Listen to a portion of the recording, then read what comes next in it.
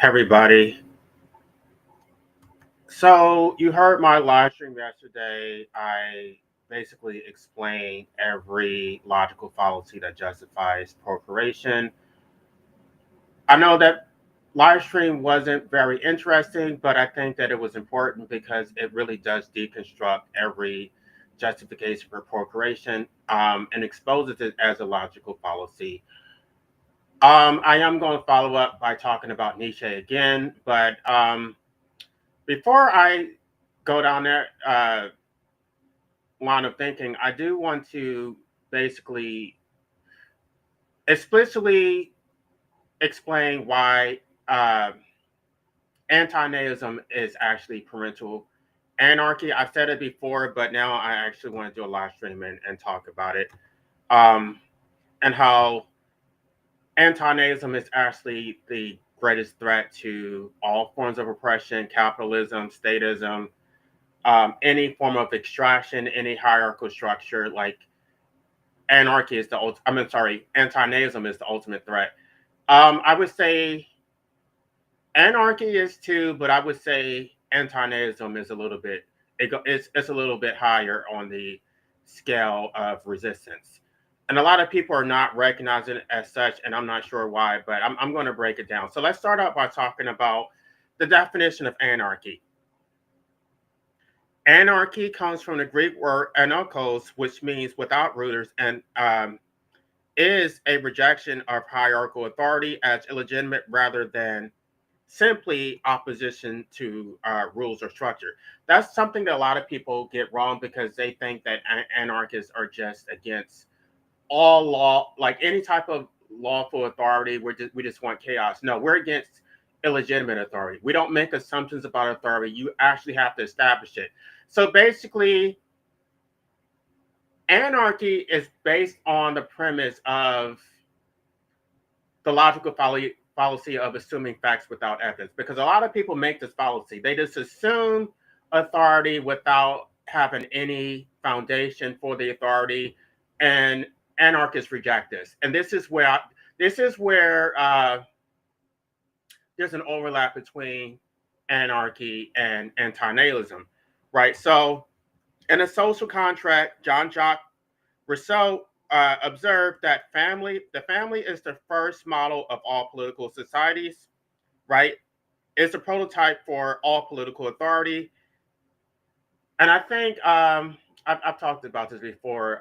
Aristotle basically said the same thing, that communities are based on the family, the community, and then the polities. So the family is the cornerstone of all societies. You can't have any society, you can't have a state, you can't have a government, you can't have anything without a family. So that is how the state gets its legitimacy. So I'm not sure why people keep overlooking this, thinking that they're going to dismantle capitalism, they're going to dismantle statism, and then they're still procreating. And not even just that. There's different forms of capitalism, right? There's I feel like when I talk about certain things, I lose subscribers, and I don't even know why people are getting triggered. So it's like I walk on eggshells, but I still trigger them anyway. So it's like I may as well just go ahead and say it. Factory farming, right? That's a form of capitalism which doesn't have to exist because you're legitimizing capitalism by procreating, and then you want to basically shame people for the very condition which you created. You're creating the fire, and then you're trying to put it out through what your ethical choice. I'm going to address that. I'm going to address that. It doesn't stop starting fires and then trying to put it out, or use other people as a means to put out the very fire that you started in the first place.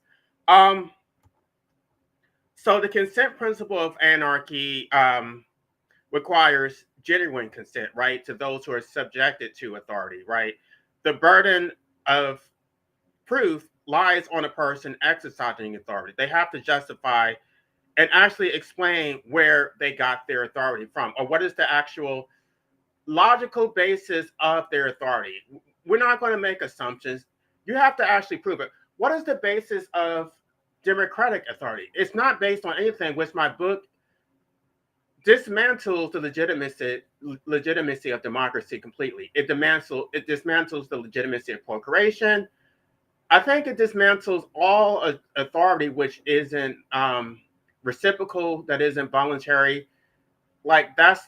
I think that book is a checkmate for anybody who wants to procreate or anybody who supports democracy. Like I would love to debate anybody who's pro-life or pro-democracy, and then tell me how you can defend either structure, because it's completely illegitimate. Everything about this structure, capitalism, democracy, procreation, is all illegitimate.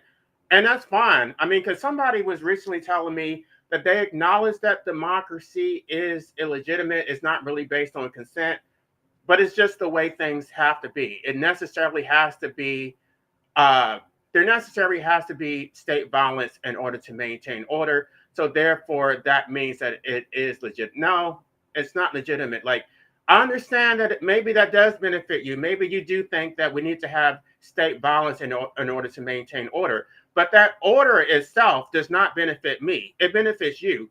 I don't mind the chaos.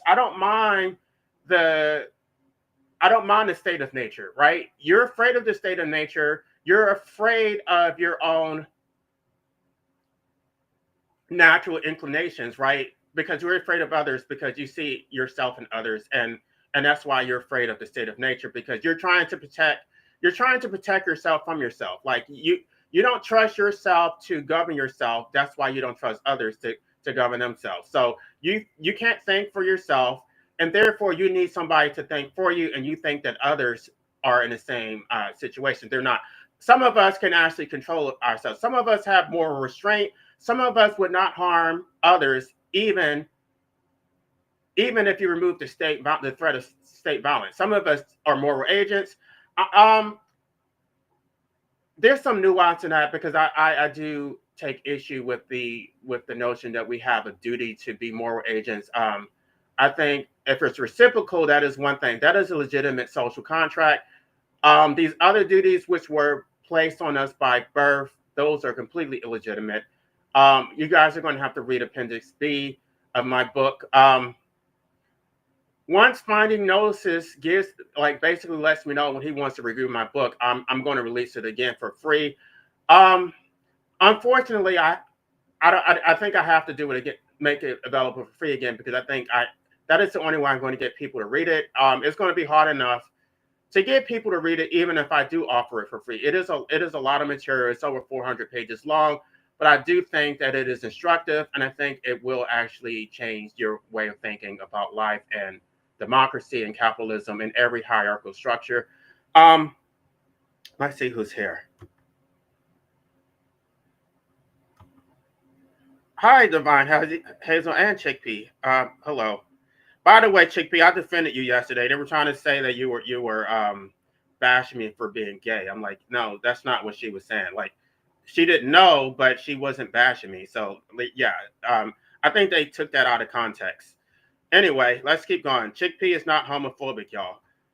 Um, when someone decides to procreate, they exercise extraordinary power by unilaterally determining that a new person will exist, what genetic conditions they will have, where and when they will exist, and under what circumstances they will be born.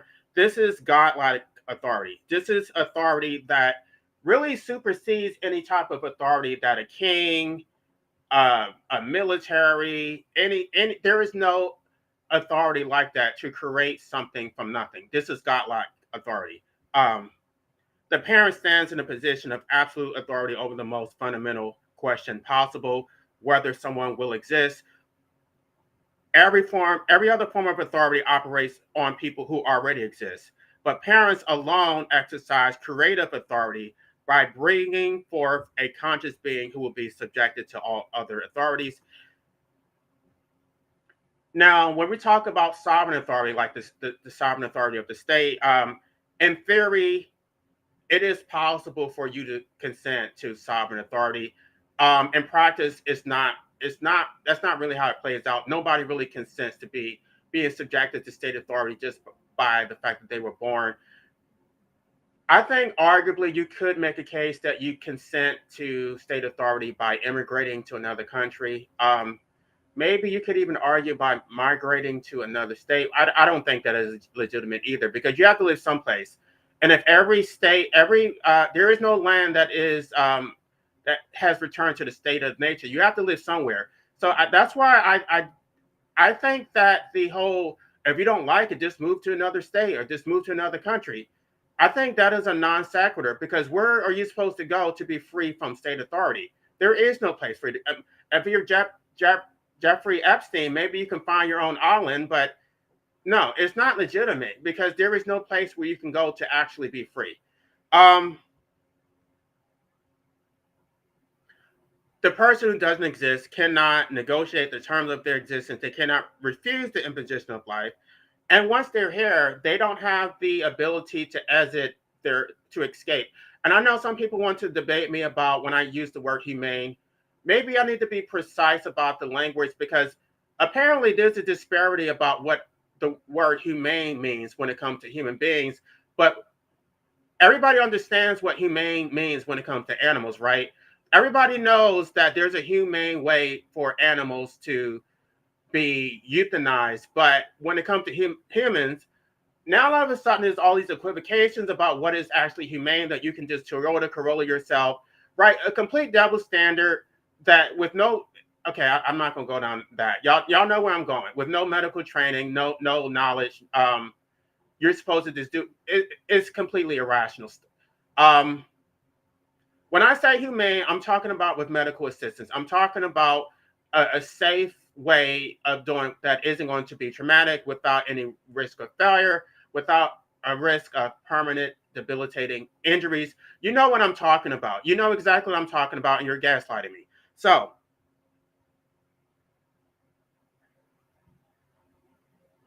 the fact that it is impossible to obtain consent is, it's just an impossibility.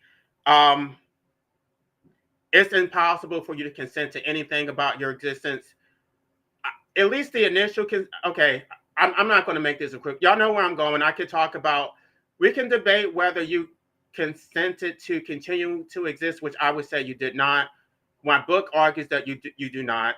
And I think I expressed it, I think I articulated why you do not yesterday, although a lot of people, you probably found that live stream to be boring, but I think I did conclusively explain why you don't consent to continue and exist, even though you don't um, terminate your life. It's not consensual. Um, so anarchists argue that no one consents to government simply by being born into political arrangements, but anti-natalists extend this observation by noting that no one consents to being born in the first place. So anarchists place the burden of proof on those who exercise authority, and anti-natalists ask, by what right does anyone have to create someone and impose the burden of existence onto another being without their consent?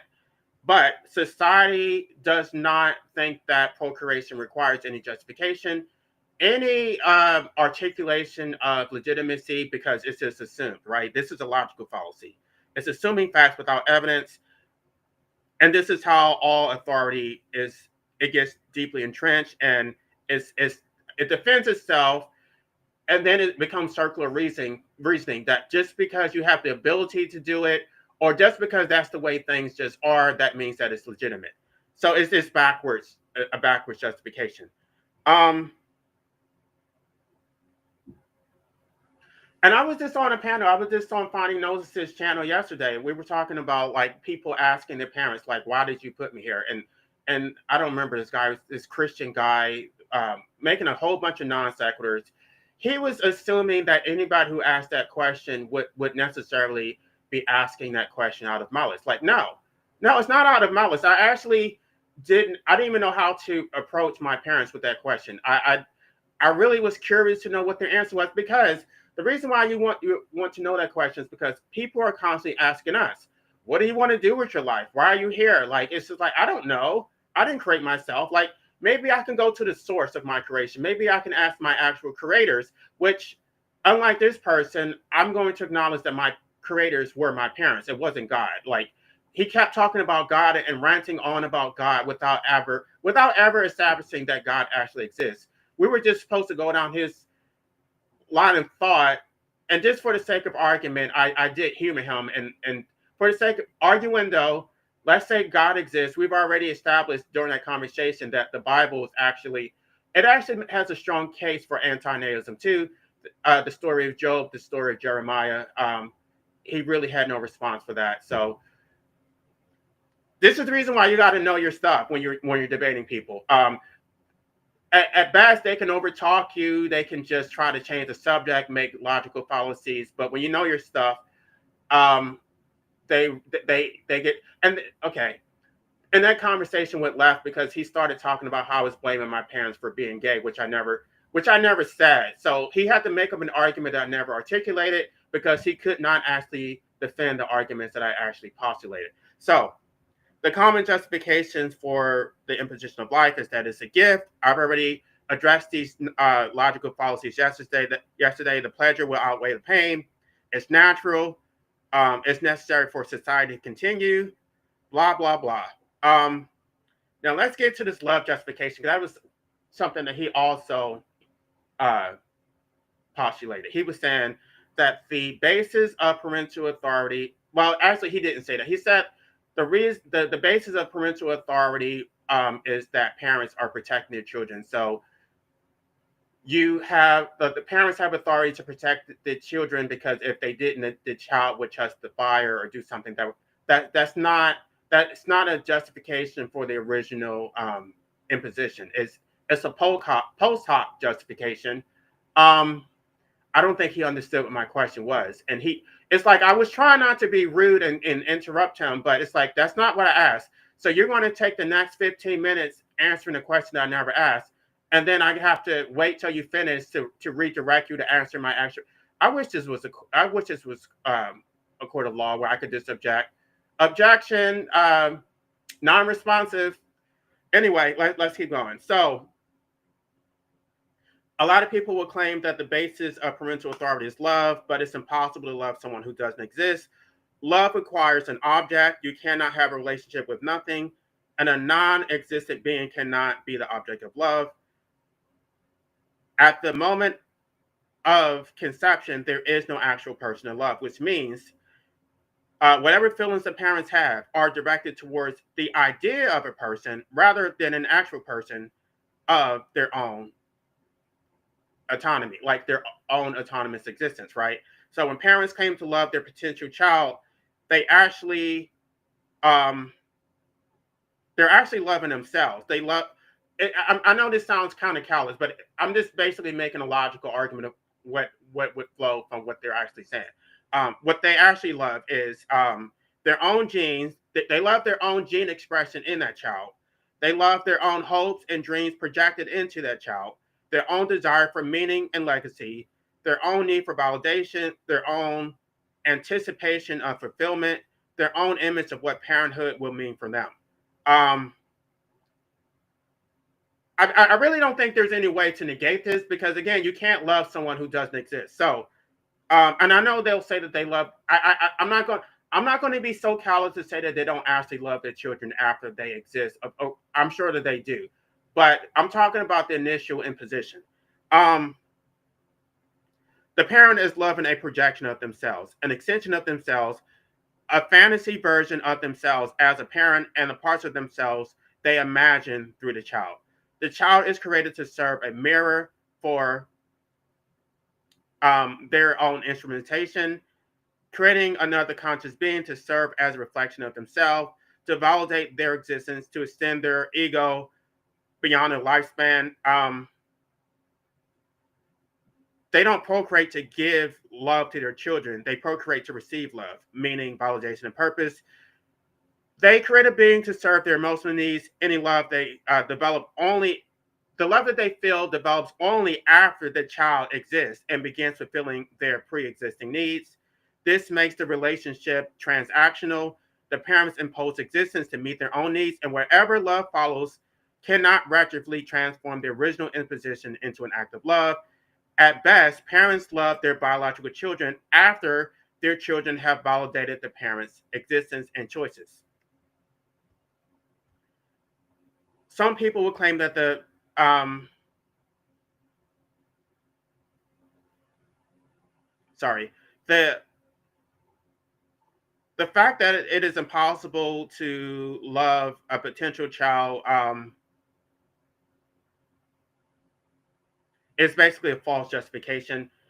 It it I mean, I know it sounds callous for me to say that, but it's real, and I'm not going. Well, I know I'm biased as hell because I had two abusive parents, right? It's really hard for me to imagine a love like an actual like loving dynamic between a parent and child.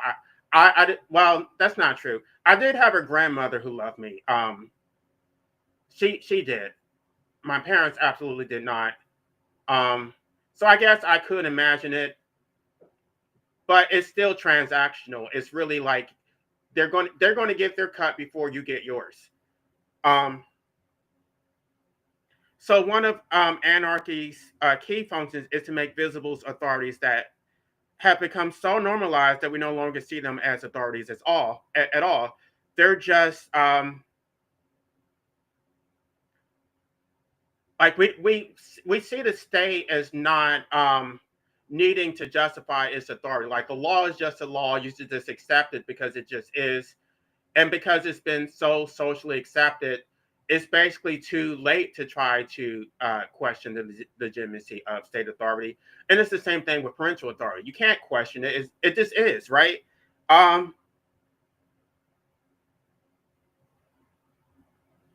Anarchists reject the argument that hierarchies are justified just because they exist, just because they're natural. Um, right? Because we see dominance in like primate groups, but that doesn't make it legitimate. So the same applies to procreation. Political authority involves the state claiming a monopoly on physical force, while parents claiming a monopoly on legitimate creation. Citizens are born into political systems without consent, and children are born into existence without consent. Governments impose laws and conditions, while parents impose life and conditions. Parental authority is more absolute. Um, the parents can, I mean, the government can imprison you, but your parents could make um, you imprisonable.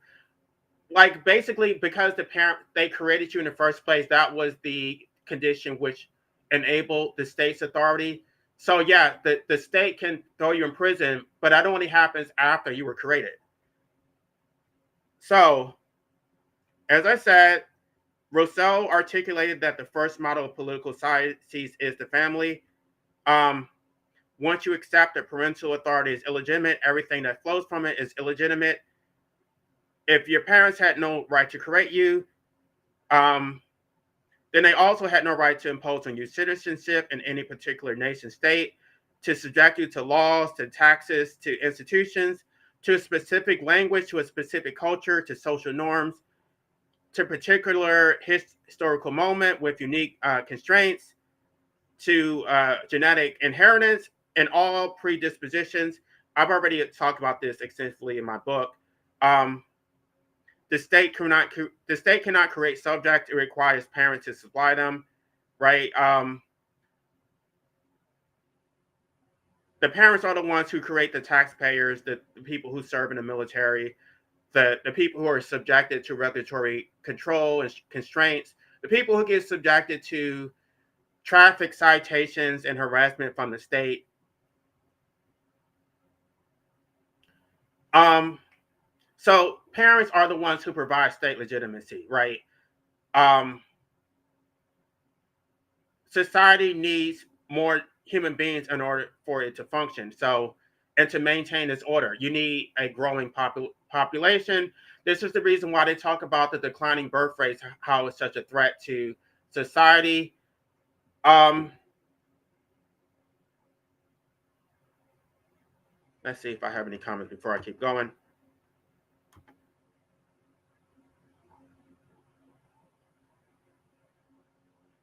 I appreciate you buying a book. I'm glad that you got something out of it.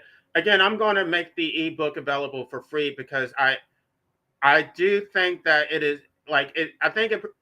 I know I wrote it, so I'm not completely objective, but I think I'm somewhat detached from it because it's a product that I thought about long and hard. It's my book. I put my name on it, but I feel like it's all of our book. I feel like everybody contributed specifically because I was having all these debates like on Finding Gnosis' channel. Um, and there were a lot of things that I didn't think of, but like engaging with people, it allowed me to make the book much more comprehensive. So I feel like this is all of our book, which is why I'm making it available for free. Like outside of our circle, they can pay for it, but I feel like you guys did contribute. So there's that. Now, where was I? So once you remove procuration, every state institution gets dismantled. Not through revolution, not through violent overthrow, not through political organizing, but simply through the absence of new subjects, because every state institution exists to manage, control, organize, or serve a population, and removing procuration makes every single institution obsolete. Without procuration, capitalism collapsed because there are no workers to exploit for labor.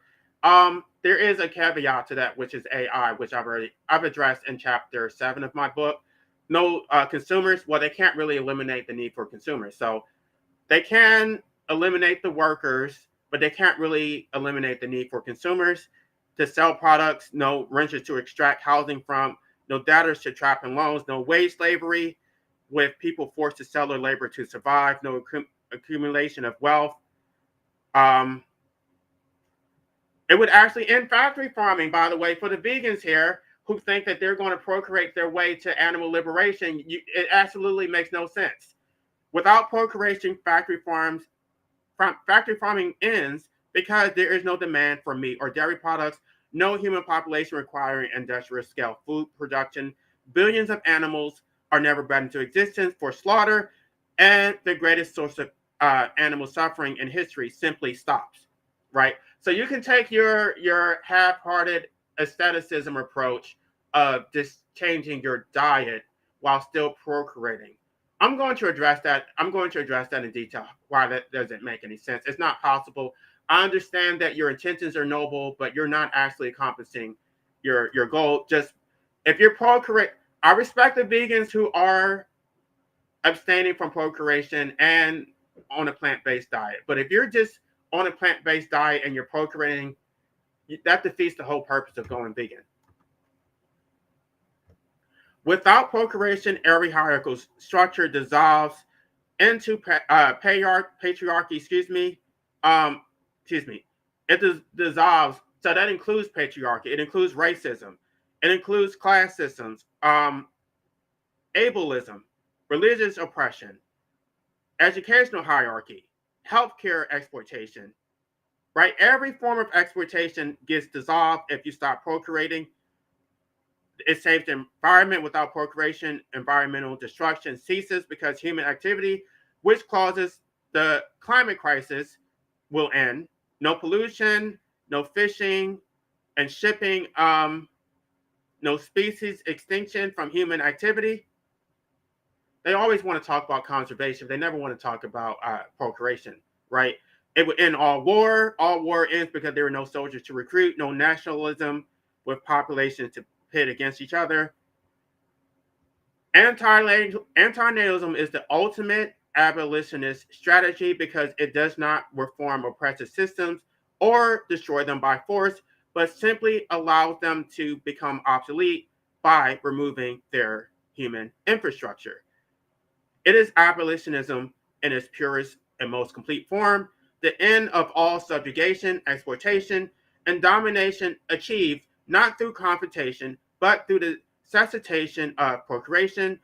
Every abolitionist movement in history has focused on ending specific forms of oppression, but anti-nazism is the only abolitionist strategy that ends all oppression at once by removing the foundation that every oppressive system rests upon, the continuing of new subjects to oppress.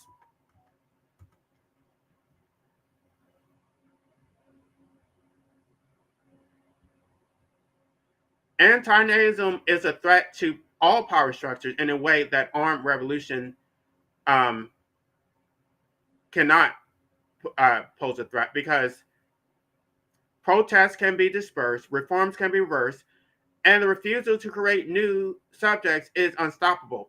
Once people understand that every child born extends every oppressive institution for another generation, the game is over. Because institutions know that anti-nazism is the one abolition movement they cannot survive. Can't It can't overcome state violence unless, well, the only limited exception would be forcing people to procreate, which is why I think they have put a lot of restrictions on women's ability to get abortions. They're basically trying to force you to procreate. But don't fall for the okie doke. You're just going to have to overcome their barriers, right? You're going to have to use birth control. You're going to have to get sterilized if necessary, but you can't let the state force you to procreate if you don't want to. If you don't want to have a child, you should not have a child. It's for the state benefits from the child more than you do. You get the child for, well, you do benefit from it substantially, but um, understand that the state's plans for your children are to extract, right? That's the reason why they will give you welfare. They will have all these incentives for you to procreate, because they're looking to extract from your potential children. Now, a lot of you will think that the state is doing you a favor by helping you raise your kids, by giving you SNAP benefits. But this is an inversion of what is actually going on, right? Because the state is not helping you, right? They're seeking a return on their investment, right? So the reality is that you're creating a new citizen for the state, right? The SNAP benefits are paid for by the taxpayers, and they're not actually charity, but they're inadequate restitution for the service that the child will provide, which I argue also in chapter 3, that the restitution that is owed for not for the imposition of life, but for maintaining that life involuntarily, by forcing you to exist, by prohibiting your right to opt out. The state owes a debt for that, and that is socialism. So the state is the primary benefactor of procreation, not the parent, because the parents, they do get love, meaning, and fulfillment, but the state gets legitimacy for its existence and someone who will pay into the system for at least 40 to 50 years. So they both benefit, but I think the state probably benefits a little bit more. A child will pay hundreds of thousands in tax revenue over their lifetime, and work for decades, generating profit for employers. Really, what the parents get is not really tangible. They're getting emotional fulfillment. It does come at an enormous cost, but the state is getting like tangible extraction. The state has successfully convinced people that having children is a biological imperative you cannot resist. It's a natural life stage rather than a choice. It's what gives life meaning, evidence of normalcy and maturity, and a private decision matter rather than a political act. Procreation is a political act. An abstention from procreation is also a political act. It's basically like it's a political act. It's a political act in the sense that you are either legitimizing the state or not legitimizing the state. If you don't think that the state is actually taking care of its citizens, that you should not reward the state with more subjects, right?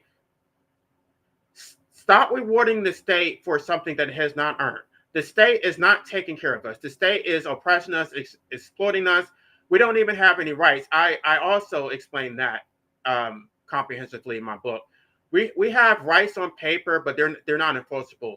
They have concocted every procedural and technical tool to basically erode the Constitution. I'm like, the Constitution is completely meaningless. You can't sue a state actor and actually get vindicated. So the state has weaponized your biological inclinations to prevent the recognition of the actual leverage that you have. Your urge to have sex is biological, while the decision to procreate is political. And I need you to think that your desire to procreate is your desire, not their need. I want you to understand that, because that's another thing we were talking about in that live stream, that most people are not really driven by a desire to procreate. You have a desire to have sex, which is mostly hormonal, and then the procreation is just like an afterthought. It's most pregnancies are accidental. Um, Most people don't procreate intentionally. It's just like something that happens. Unless you're using like IVF or something, or like you're actually planning. It's no. It's if you're heterosexual and you have sex without protection, eventually there's a good likelihood that the woman is going to become pregnant. But it doesn't mean that you actually want, like, if people had access to, like, I would say sterilization. I did get sterilized. I don't know. I think a lot of men are uncomfortable with being sterilized, because they think it takes away their manhood. But um, okay, let's not even talk about sterilization. I think if people could have sex without a baby coming into a picture, I think a lot of people would be fine with that. Um, I think that once the baby arrives, they try to, oh yeah, we want to. I don't think that that's necessarily how it turns out. Um, and I can say for sure, my parents did not create me out of love. They didn't love each other. They didn't love me. They didn't even love themselves, right?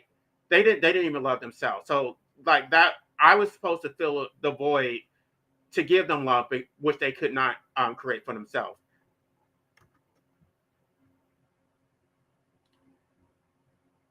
Let's see if I have any more comments. I'm almost finished, y'all.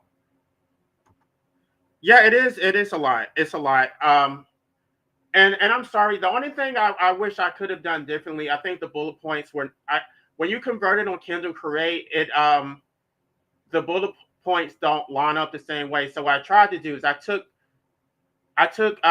snapshots of the bullet points and then inserted them as images. So the text looks a little bit different.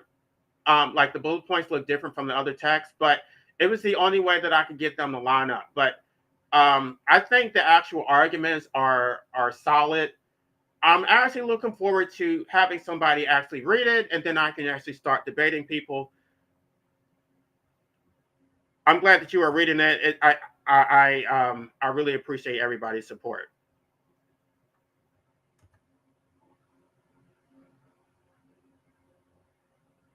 Yeah, I guess I could repeat what they said. My father just said basically I always wanted two boys. My mother just pathologized me and said that I needed help. For even asking that question, she didn't even give me a response. She just thought the question itself was ridiculous. So it was a complete dismissal. So society, because they don't want you to understand your leverage, they just condition you to think that you need to have children. Like uh, they talk about how women. A lot of this is really misogynistic. That you really can't experience like womanhood until you have a child. Like um, I don't think they really try to use that manipulation on men. I don't think they really say that. You could be a bachelor as a man and not really be. No, that's not. I would say it. I think that's mostly because I'm gay that they try to use the whole "when are you going to have kids" thing to try to you know ask a broader question that is really hidden in there. So yeah, they try to tell you that procreation is normal, and that it is normal, obviously, because most people procreate, but that you just have to accept that is something that you like. I was at work the other day, and this woman at work was like, she asked me how old I was, which I didn't tell her, and then she's like, "Well, what are you waiting on?" When she said, "What are you waiting on?" she was talking about when am I going to have children. She doesn't know that I'm an anti-natalist, but I did tell her that I'm not having children. I don't think that is right, or what did I say? I said that I'm against having children. And she said because children are bad. And I said, no, it's not because children are bad. It's because I don't think they deserve to have life imposed. And I don't think she had any idea what I was talking about. It went over her head. I didn't really want to explain it because, in place of work, you don't want people thinking you're crazy or suicidal. They always assume that antinatals are suicidal. It's like, no. I am not, anyway, I'm not, I have been, but I'm not right now. That has nothing to do, like, you can pathologize me all you want. It doesn't address the actual merit of my argument. So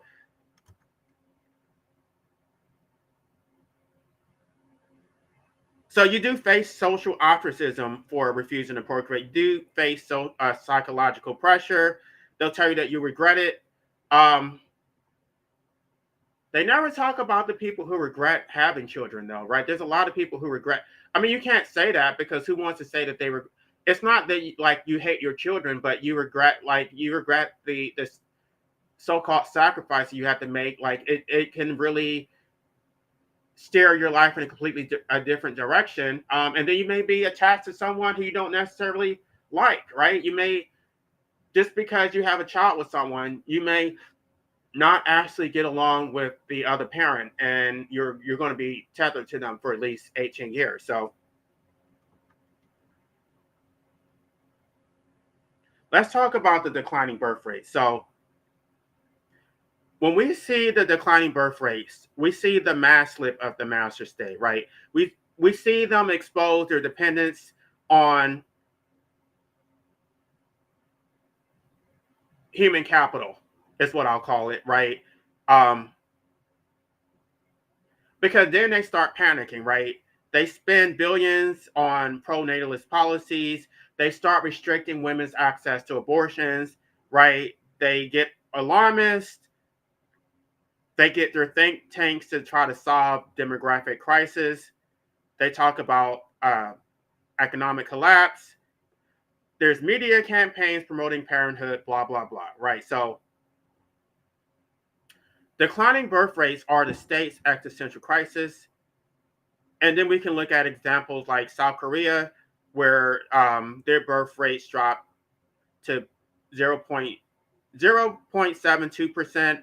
And the government said this is a national emergency and started spilling billions to reverse the declining birth rates rather than celebrating the fewer families that need their support. Because this is the okie doke, because they talk about how, oh, you're such a leech on the system because you're in welfare or you're getting SNAP benefits, right? But if you stop procreating, guess what? They will be begging you to have some children and to go on welfare. This system needs you to procreate, right? So they're going to try to shame you for taking help from the system. But I guarantee if you stop, they'll be begging, they'll be throwing food stamps at you.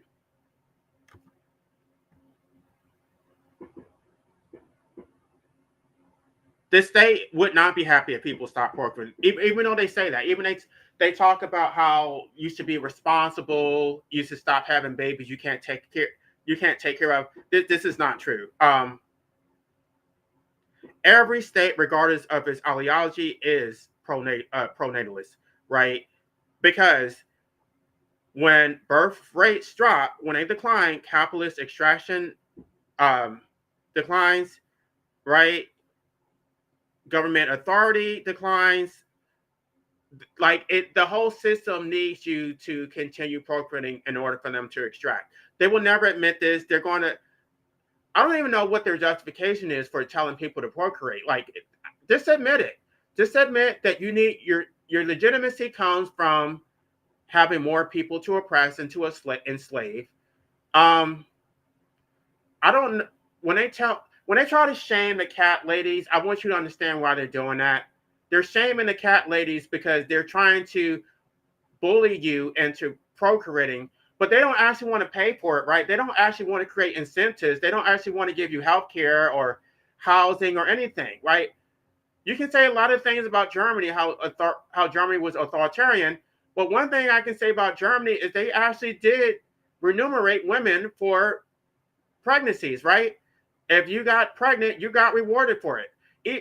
I know this is crash, y'all, but even slaves got remunerated for not really, but they like slaves got extra food and rations. They got better treatment than someone who wasn't pregnant. And this is something that I talk about in my book about the slave codes. How I talk about what Aristotle said, that when you have human capital or human property, that the master has a duty to take care of his own living property, which I established in chapter 1, that you don't actually own your life. So the fact that you are the state's property means that the state has a duty to take care of its living property. The fact that you would get a traffic citation while you're on your way to work to maintain a life that you don't even own is patently absurd. The state should be taking care of you in the first place. The state should be take care of his living property, of its actual slaves, and then that would negate the need for you to even commute to work, and then there would be no need for traffic citations. But no, the state leaves you to maintain your own captivity, and then they want to extract from that actual captivity. It doesn't make any sense. And I know, like I could sit up here and try to explain it, but I think you have to read the book, because it's like the book paints a story that really builds from chapter 1 through chapter 11, and then like it really dismantles a lot of things that like we were sort of indoctrinated to accept as being legitimate. It's like, no, everything about this whole system is illegitimate. All right, y'all. I think I'm going to wrap this up. But basically, you can look at other countries that had the declining birth rates, and you can see how they panic, how they basically cave. The Scandinavian countries, they get extensive welfare programs, universal health care. South Korea, they get subsidized childcare, education, housing assistance. Japan face birth rate decline. They get a reduced work schedule, financial incentives for family, maternal health care, and support systems. Hungary has their incentives, China. So if you look at the examples, it basically shows that when you stop procreating, governments are forced to improve your material conditions. But these concessions are still inadequate. But I guess I'm just making a point that that is your leverage, right? Because AI is going to be taking away your jobs, and so in the past, your leverage was your labor, but that's not going to be your leverage anymore. I don't think they necessarily need work. They're not going to need workers, but they still will need consumers. So, um, your capacity to procreate is going to be the only leverage you have. Don't give it up. That is very powerful, and you just give it freely without demanding anything in return. They will have no incentive to actually remunerate you for the fact that you are the bedrock and the cornerstone of society. By the fact that you procreate, this whole system exists because of you. So stop accepting the crumbs, right? Start making demands. When they look at the declining birth rates and they ask why aren't people procreating, tell them because you don't take. Why would we create more slaves when you don't even take care of the slaves that you already have? This is direct action. This is the anarchist imperative. It doesn't require state action. We don't have to go through the state. We don't need states to validate direct action, right?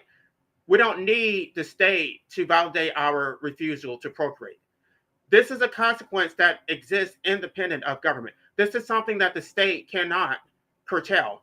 They can curtail your protests. You can write your letters to your congressman. You can do whatever you want. The only consequence that can't be thwarted is your refusal to procreate. It's more effective than a general strike. A general strike requires massive coordination across workplaces, solidarity across among workers and conflicting interests. There's a lot of hurdles when it comes to general strikes. Antinatalism requires only individual decisions with no coordination, no resources, no risk of state violence, and it achieves the complete dismantling of all institutions not through negotiation, but through uh, um, making the institutions obsolete, and you don't actually have to confront them, right? Because you can't win in a direct confrontation with the state. They have a monopoly on physical force. You can't win. You can't fight it through the legal system. They don't give a shit about your rights. So the state can't counter your refusal to procreate with force. That is how this whole system is maintained. It is maintained through violence, but there's nothing they can actually do, right? They can get rid of the revolutionaries. They can dismantle. Well, they have already taken out leaders who try to serve the people. This happens constantly. I can give examples, but I'm not going to have this live stream taken down. Just for the sake, just for shits and giggles, look at what happened to JFK. You can go down that hole and actually see why they took him out. I'm not going to talk about that right now, but there's a reason why they took out JFK. All right, I think I'm pretty much. Let me see if I have any more comments, and I think I'm going to be done.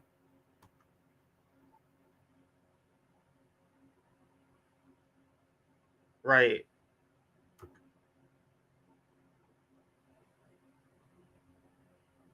Yes, it would be. Thank you so much.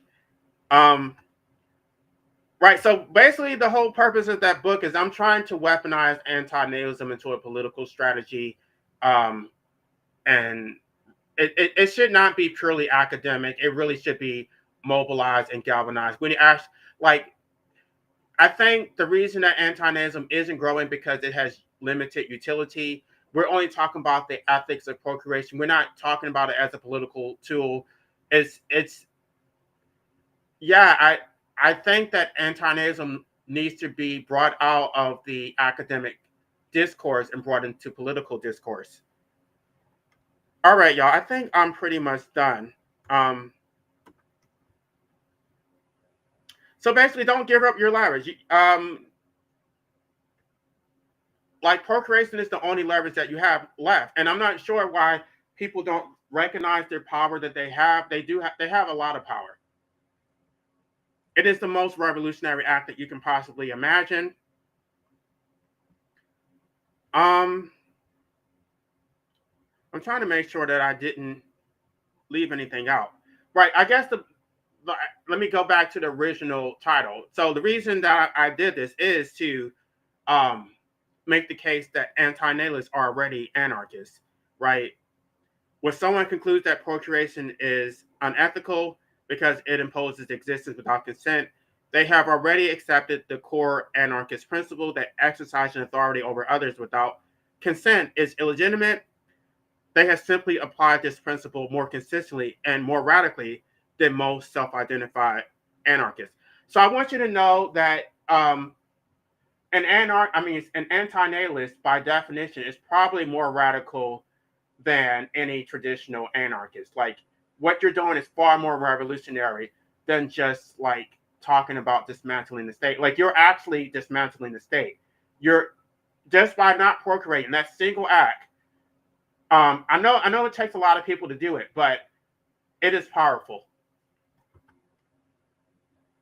So you may not have read Bakunin, right? I've talked about Bakunin on this channel, on my anarchist channel, but you don't have to understand anarchist philosophy. What you're doing already is anarchy. Like you're dismantling the system. You are questioning the legitimacy of parental authority and state authority.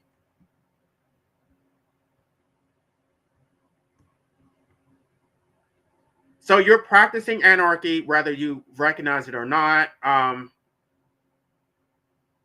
You don't have to assume authority. Authority has to be established. Um, Anti-natalism questions the legitimacy of authority that is so fundamental, so assumed, so deeply woven into human existence that most people have never even recognized its authority at all. And that is exactly what anarchy is supposed to do. All right, y'all. I think that's all I have. I'm going to end this because I'm going to come back over the weekend. I'm going to review chapter 2 of my book. And hopefully I'll be able to coordinate with D&W on Finding Gnosis' channel so that we can also review it on his channel. So y'all have a good weekend. Happy New Year. Don't have too much fun. All right, y'all.